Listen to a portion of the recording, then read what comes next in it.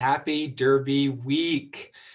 Two quick cocktails for you this evening. Actually, technically one of them not a cocktail, but it's just fun. If you're drinking on the rocks this week, highly recommend that it's bourbon for obvious reasons because we've got a big Kentucky celebration happening. And so Hillary got this cool freaking ice, rose ice. So one of our cocktails this evening, bourbon on rose. Maybe the name of a bar somewhere. Who knows? So, a little Woodford, because their relationship as the official bourbon of the Kentucky Derby. And with this rose ice, even though it cracked a little bit, I'm going to try to minimize the cracking. So, I'm going to pour down the side of the glass. Ideally, I would have my bourbon in the glass prior to the rose, prior to adding the ice, and that just lifts up and floats away, which I think is a really, really cool presentation. So moving on to a julep.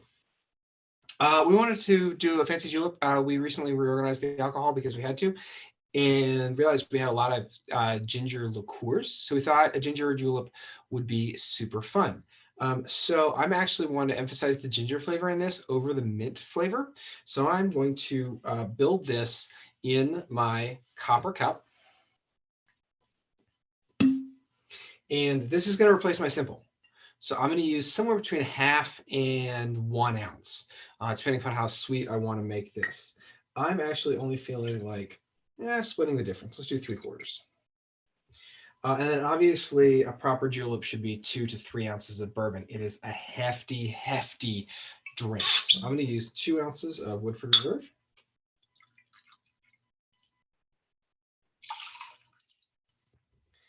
And then I'm going to add some crushed ice. It's going to make a little bit of a mess. I don't mind.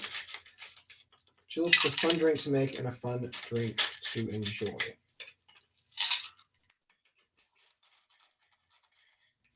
Okay, now I'm going to start with about half full. And then I'm going to go ahead and chill my glass and integrate and chill my drink. You'll see it frost. It's going to frost mostly on the lower half. I feel like I got about 3/4 up. Look at that. Frosted, it's good. Liqueurs integrate with bourbon immediately. This isn't working with vermouth or something difficult or complicated. So then we want to give it a little bit more crushed ice. We want to make it feel full.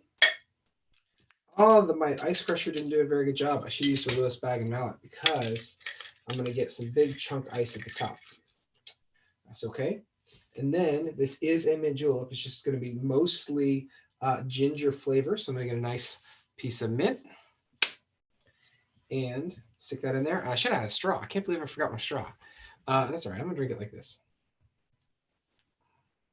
Just ginger, just aromatic of the. Here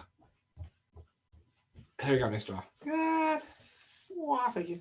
I was trying to see if you actually had one while you were making it. I just couldn't tell if you gonna put it back in the table or not. That's freaking good.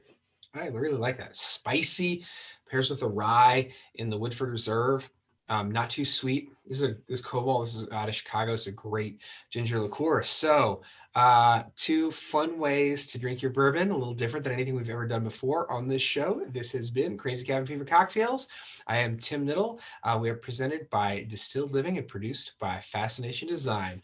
Cheers to bourbon and cheers to Derby. Good night, everybody. Good night. See you next week.